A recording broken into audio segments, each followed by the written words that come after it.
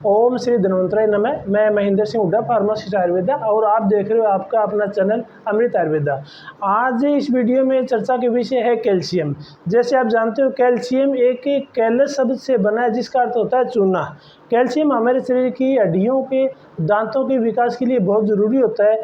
इसके साथ साथ में ये हमारी मांसपेशियों के लिए ज़रूरी होता है। हमारे शरीर में कुछ महत्वपूर्ण एंजाइम और कुछ महत्वपूर्ण हार्मोन को उत्पादन में उत्तरदायित्व इसका होता है। हमारे शरीर के अंदर कैल्शियम जितना होता है, उसमें 99% कैल्शियम हमारे दांतों में और हड्डियों में होता है, और बचा हुआ जो 1% कैल्शियम है, उसका 0.9% कैल्शियम हमारे शरीर की कोशिकाओं में होता है। बचा हुआ 0.1% जो कैल्शियम है, वो हमारे ब्लड में होता है। यदि हम लैब में कैल्शियम की जांच करवाते हैं, तो जो हमारे ब्लड में सीरम कैल्शियम है, वो उसके अंदर आता है। अब हम आपको ये बताता चलते हैं कि विटामिन D3 और कैल्शियम दोनों आपस में एक साथ में जुड़े हुए हैं, यानी इन दोनों का चोली दामन का साथ है। यदि हमारे शरीर के अंदर विटामिन D3 की डेफिशिएंसी होती है, तो कैल्शियम भी कम होता है, और यदि हमारे शरीर के अंदर विटामिन D3 की मात्रा बिल्कुल नॉर्मल है, तो हमारे शरीर के अंदर कैल्शियम भी नॉर्मल ही मिलेगा। जैसे कि आप सभी को पता है कि विटामिन D3 एक सनलाइट हार्मोन है, या विटामिन D3 को एक हार्मोन भी मान सकते हैं, और ये एक विटामिन से भी है, जो कि हमारे को सीधा सूर्य की किरणों से प्राप्त होता है। और सुबह 6 बजे से लेकर 8 बजे के बीच में विटामिन D3 की मात्रा सूर्य से सबसे ज़्यादा प्राप्त होती है। और विटामिन D3 सीधा त्वचा के संपर्क में आने से त्वचा के नीचे जो ग्लिसराइड कोलेस्ट्रॉल होता है, वो डिजोल्व होकर विटामिन D3 का सिंथेसिस होता है। जिन लोगों की त्वचा श्याम वर्ण की या काले रंग की होती है, उनकी त्वचा में मिलेनिन होता है, उससे विटामिन D3 का सिंथेसिस कम होता है, और उनके शरीर में कैल्शियम की मात्रा कम पाई जाती है। कैल्शियम में दूसरा जो पॉइंट है, वो हम आज डिस्कस करेंगे कि इसकी कितनी मात्रा पर डे हमारे को ज़रूरत पड़ती है, और कैल्शियम की यदि कमी है तो कौन सी जाँचें हैं जो हम करवा सकते हैं, ताकि पता चले कि हमारे शरीर के अंदर कैल्शियम की कितनी मात्रा है। तो अलग अलग जो साइंटिस्ट बताते हैं, अलग अलग रिसर्च हुए, उसके हिसाब से कैल्शियम की एक दिन की मात्रा 600 से लेके 800 mg पर डे हमारे को चाहिए होती है, और इतनी मात्रा विटामिन D3 की होती है। 600 लेके 800 mg पर DL की मात्रा पूरे दिन में हमारे को कैल्शियम चाहिए होता है, और इतना ही विटामिन D3 चाहिए होता है। जबकि हमारे शरीर के अंदर जो कैल्शियम है, वो हमारे को सारे इंटेक के थ्रू लेना पड़ता है। कैल्शियम हमारी बॉडी खुद नहीं बनाती है, हमारे खाने पीने से या हम कोई टाइप की दवा ले रहे हैं, उससे हमारे शरीर की कैल्शियम की पूर्ति होती है। कैल्शियम हमारे शरीर की मांसपेशियों के लिए, हमारी त्वचा के लिए, हमारे दांतों के लिए, हमारे हड्डियों के लिए बहुत ज़रूरी है। और जो जांच इसमें करवाई जाती है, उसमें 3 टाइप की जांचें प्रमुख होती है। पहला होता है सीरम कैल्शियम। सीरम कैल्शियम एक ब्लड का सैंपल लेके पता लगाते हैं कि हमारे शरीर के अंदर कैल्शियम की कितनी मात्रा है, और इसकी नॉर्मल मात्रा 8.5 mg से लेकर 10.5 mg तक होती है। पर ये एक अच्छा कैल्शियम का पता लगाने का टेस्ट नहीं है, क्योंकि हमारे शरीर के अंदर कैल्शियम जो है, वो ब्लड में कभी कम नहीं होता है, क्योंकि हमारे शरीर का स्ट्रक्चर ऐसा बना, शरीर की संरचना ऐसी बनी है, यदि हमारे शरीर में ब्लड के अंदर कैल्शियम की मात्रा कम होती है, तो हमारा ब्लड हड्डियों से कैल्शियम को खींच लेता है। तो ब्लड में कैल्शियम की कभी कमी नहीं होती है। कमी जो होती है वो हड्डियों में, दांतों में, दूसरी जगह में होती है। दूसरा जो इसका जांच का तरीका है, वो होता है विटामिन D3। यदि विटामिन D3 आपके शरीर के अंदर 30 से लेकर 70 तक है, तो वो सफिशिएंट मानते हैं, और यदि 30 से कम है तो विटामिन D3 की मात्रा कम है, और विटामिन D3 यदि कम है तो हमारे शरीर के अंदर कैल्शियम की मात्रा भी कम होगी। तीसरी इसकी जो जांच है, वो बहुत अच्छी जांच है। उससे क्लियर पता चलता है कि आपके शरीर में, आपकी हड्डियों में कैल्शियम की कमी है या कैल्शियम भरपूर मात्रा में है। उसको बोलते हैं BMD test, bone mineral density test. ये समझता है शरीर की कोई बड़ी हड्डी से किया जाता है, और विशेष तौर पे जो हमारे शरीर की एडी होती है, उसको एक मशीन के अंदर रखे और उसकी जांच की जाती है। इसकी रिपोर्ट 1 मिनट में आ जाती है, और उसमें ये पता चलता है कि आपके शरीर के अंदर कैल्शियम की कितनी मात्रा है, और उसमें ये भी पता चल जाता है कि आपके शरीर में कहीं ऑस्टियोपोरोसिस या ऑस्टियोपीनिया तो नहीं है।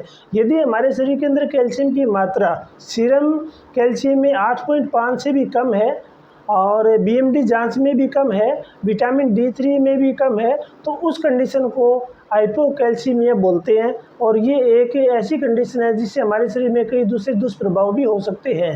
तीसरा जो पॉइंट है वो है कैल्शियम की कमी के लक्षण, यानी हमारे शरीर में ऐसे कौन कौन से सिम्टम हो रहे हैं, तो हमें यदि कोई ब्लड जांच नहीं भी कराए तो भी हमारे को पता चल सकता है कि हमारे शरीर के अंदर कैल्शियम की कमी है। सबसे पहला जो है वो ये है कि हमारे शरीर की हड्डियाँ कमज़ोर हो जाएगी, ऑस्टियोपोरोसिस हो सकता है, उसके अंदर हड्डियाँ क्षण भंगुर हो सकती है, हल्की सी चोट लगने पर फ्रैक्चर होने का खतरा रहता है।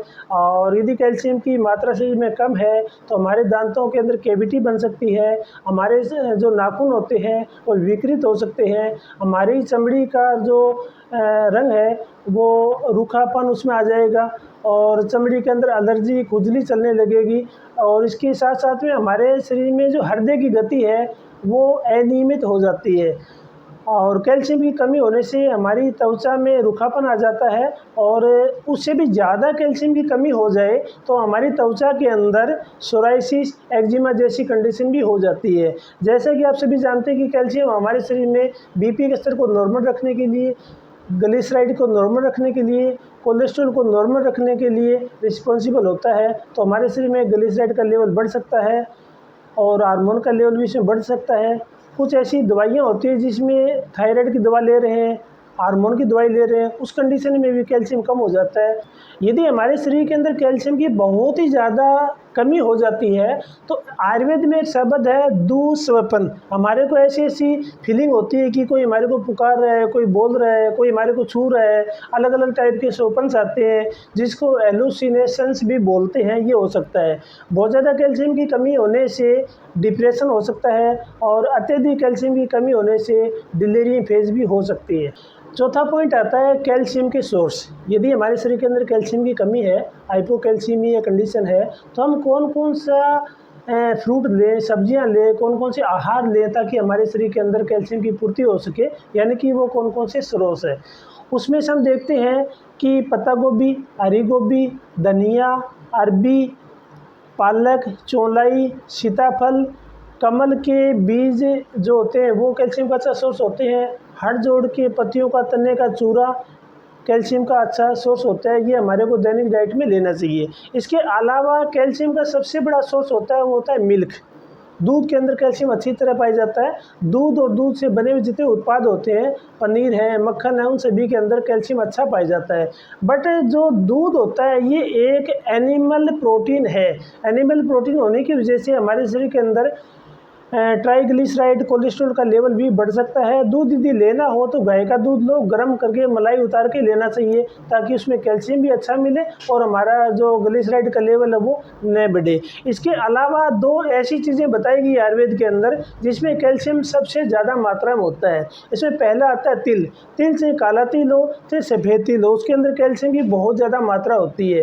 तिल के बीज को सीधा ही आप चबा के ले सकते हो। तिल के बीज को मुंह में इतना चलाओ कि उसका तिल का तेल बन जाए। उसको यदि आप लेते हो तो कैल्शियम उसमें भरपूर मात्रा में मिलता है। दूसरा आता है बादाम। बादाम को ये आपको मुंह में इतना चबाना है कि बादाम का दूध में दूध बन जाए, मुंह में दूध बन जाए, उसके बाद में उसको लेना है तो बहुत अच्छा काम करता है। इसके अलावा बताया गया है कि 1 लीटर दूध के अंदर 1 ग्राम कैल्शियम होता है, जबकि 1 किलो रागी के अंदर 3.5 ग्राम कैल्शियम होता है। इसी तरह 1 किलो तिल में 10 ग्राम कैल्शियम होता है, यानी कि तिल के अंदर कैल्शियम की मात्रा दूध से 10 गुना ज़्यादा होती है। तो हमारे को तिल को किसी भी फॉर्म में लेना चाहिए। हम तिल को सीधा भी ले सकते हैं, तिल का तेल भी यूज़ कर सकते हैं। और एक कैल्शियम का सबसे बढ़िया सोर्स ये होता है कि तिल के बीजों को अखरोट के गुड़ में मिलाकर छोटे छोटे लड्डू बना लीजिए। 1 लड्डू 30 से 40 ग्राम का दिन में एक बार लेना है आपको, और 1 दिन छोड़ के लेना होता है। उसे प्रचुर मात्रा में कैल्शियम होता है और हमारे शरीर में कैल्शियम की पूर्ति होती है। और कैल्शियम में आखिरी बिंदु इसका है, यदि हमारे शरीर के अंदर कैल्शियम की कमी है तो हमारे को कौन कौन सी होम रेमेडीज लेना चाहिए, आयुर्वेद में इसके क्या क्या उपचार है, आयुर्वेद में ऐसे कौन से द्रव्य है, ऐसी कौन सी दवाइयाँ हैं जिनको हम ले सकते हैं और हमारे शरीर में कैल्शियम की मात्रा को पूरा कर सकते हैं। जैसे कि पता है कि कैल्शियम में 2 टाइप के फॉर्म में लिया जाता है, एक कैल्शियम कार्बोनेट होता है और एक कैल्शियम साइट्रेट होता है। आयुर्वेद में जितने भी टाइप की जो बसमें हैं, जैसे कपर्दिका भस्म हो, प्रवाल पिष्टी हो, मुक्ता सुक्ति भस्म हो, कामदूधा रस मुक्ता युक्त हो, जितने भी होते हैं ये सारे कैलस होते हैं। इन्हें सभी में बहुत ज़्यादा कैल्शियम होता है और ये हम किसी भी फॉर्म में ले सकते हैं। यदि शाम के समय ले रहे हैं तो आप दूध के साथ ले सकते हो, और सुबह के समय ले रहे हो तो आप दही में डाल के ले सकते हो। और इन सभी की 500 mg की मात्रा आप दिन में एक बार लेते हैं तो बहुत अच्छा कैल्शियम मिलता है। आयुर्वेदिक दवा लेने का सबसे बड़ा फ़ायदा ये है कि यदि आप कोई भी भस्म में फॉर्म में आयुर्वेदिक चीज़ ले रहे हो, सपोज करो कपर्दिका भस्म ले रहे हो, उसमें 500 mg है, आप 500 mg यदि ले रहे हो तो आपको 500 mg ही वो काम करता है। एलोपैथी में यदि आप कैल्शियम कार्बोनेट 1 ग्राम का कैप्सूल लेते हो तो उसके अंदर एलिमेंटल कैल्शियम 40% होता है, यानी कि 1 ग्राम में 400 mg कैल्शियम आपको मिलेगा। इसी तरह यदि आप कैल्शियम साइट्रेट ले रहे हो तो कैल्शियम साइट्रेट में एलिमेंटल कैल्शियम 20% होता है, यानी कि 1 ग्राम में आपको मात्र 200 mg कैल्शियम मिलेगा। जबकि आयुर्वेदिक दवा जितनी होती है आप जितना कैल्शियम लोगे उतना ही कैल्शियम आपको मिलेगा।